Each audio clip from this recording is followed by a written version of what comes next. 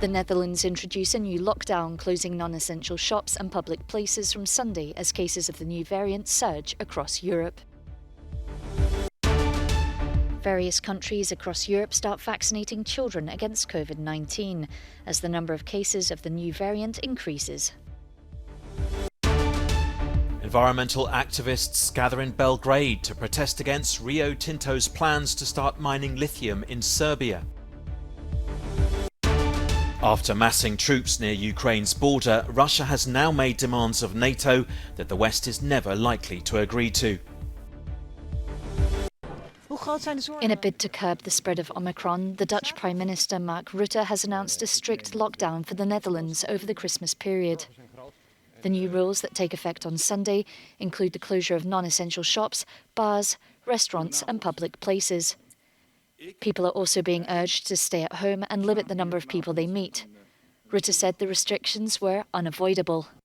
In the UK, extremely high numbers of the new Omicron variant continue to be reported.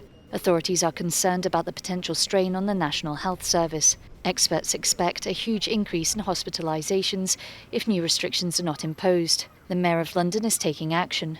We're incredibly concerned by the huge surge in the Omicron variant. Hospital admissions are going up, but also staff absences are going up by a massive level. So I've taken the decision, in consultation with our partners, to declare a major incident today.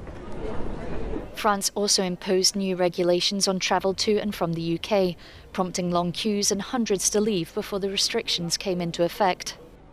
And in Austria, thousands protested on the streets of Vienna against COVID-19 measures, including mandatory vaccination and the lockdown of those who are not vaccinated. Compulsory vaccination is expected to start in February for all residents over the age of 14. Various countries across Europe have now made it possible for children to be vaccinated against COVID-19. In Portugal, one of the countries with the highest vaccination rates in the world, the doors of vaccination centres opened to 5 to 11-year-olds on Saturday morning. Queues even started at this centre in the capital at 9 a.m. This mother says that grandparents have already been vaccinated, parents have already been vaccinated. Her whole family has. So the only person left was him. That's why they came today, and they'll be back for the second dose. In France, children in high-risk categories or living with immunocompromised people have also started to be vaccinated. According to the French health minister, all children should be eligible for vaccination from Wednesday. This French physician says that as of today, at this health centre, they've opened 50 slots for children. There will also be 100 slots next week, and then they hope there will be some more, but that depends on vaccine delivery. And in Denmark, as new COVID restrictions were announced on Friday, like the closing of cinemas, theatres and concert halls, COVID vaccination for children is solidly underway. This little boy says he's been vaccinated because of the new corona variant. And because he doesn't want to be so sick, he can't eat his dinner. COVID vaccination of children in Estonia also started on Friday. Thousands have gathered for peaceful demonstrations in the centre of Barcelona. The reason? A court decision that mandates 25% of all school subjects be taught in Spanish. The region of Catalonia has its own language called Catalan, and the majority of its over 7 million residents speak it and Spanish fluently. The language of the country, of the Catalan country, is Catalan, not Spanish. This is a linguistic invasion. At home we speak in Catalan. Our grandparents speak in Catalan, families speak in Catalan, and yet children are able to speak Spanish without any problem. They have access to Spanish via the internet, the TV, friends. During Franco's reign, the use of Catalan was prohibited in schools. Since his death in 1975, there has been a big comeback of the language, and it's considered a regional achievement. Many Catalans consider the court ruling an attack on their educational system and their autonomy. Environment activists have protested outside government offices in Belgrade against plans to mine lithium in western Serbia. Mining giant Rio Tinto wants to extract the metal, which is a vital component of laptop and phone batteries. The local council has voted to suspend a development plan that included the mining project after protests across the country. Alexander Vučić has until Christmas to delete the Jadar project from the spatial plan, to make public all the documents signed by his government and the government before that, going back to 2004, and to terminate any contract with Rio Tinto. He has only one option, and that is to thank Rio Tinto, as all normal countries in the world and in Europe would have done, and to expel Rio Tinto.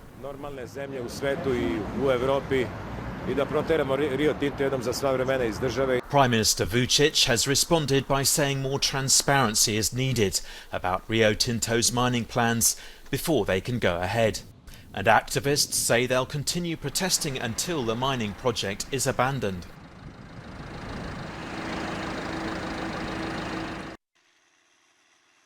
Russia has now positioned around 100,000 troops near its border with Ukraine. The big question is whether President Putin really intends to invade the country again. He's done it before. In 2014, Russia annexed Crimea in Ukraine. On Friday, Moscow made its demands to NATO clear. The alliance's infrastructure continues to move. It has to be stopped. We need to return to the positions that Russia and NATO held in 1997, when the founding act on our relations was signed.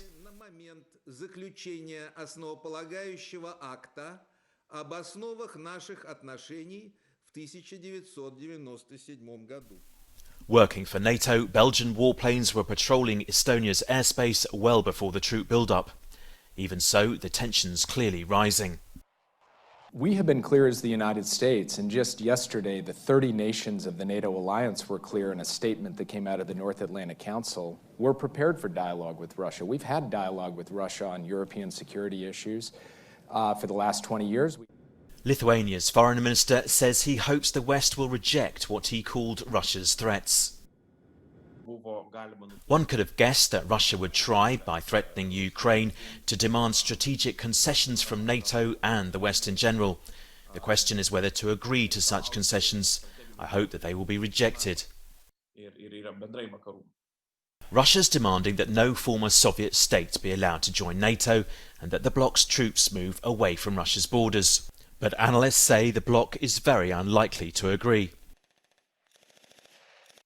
The Czech Republic has commemorated the 10th anniversary of the death of Václav Havel, the playwright, dissident and first president of post-communist Czechoslovakia. Politicians and famous Czech personalities honoured the late statesman by meeting in Slavia Cafe, one of his preferred spots, and laid flowers at a memorial site. To mark the 10 years since his death, an exhibition, film screenings, concerts and a parade also took place. One of Italy's most wanted criminals has been caught and arrested in a small town in Sardinia. Graziano Messina was sentenced to 30 years in jail in 2020 for drug trafficking, but he went missing before he could be incarcerated. In the early hours of Saturday morning, the 79-year-old was found sleeping in a residential building. He has spent much of his life in jail and is famous for his many prison escapes.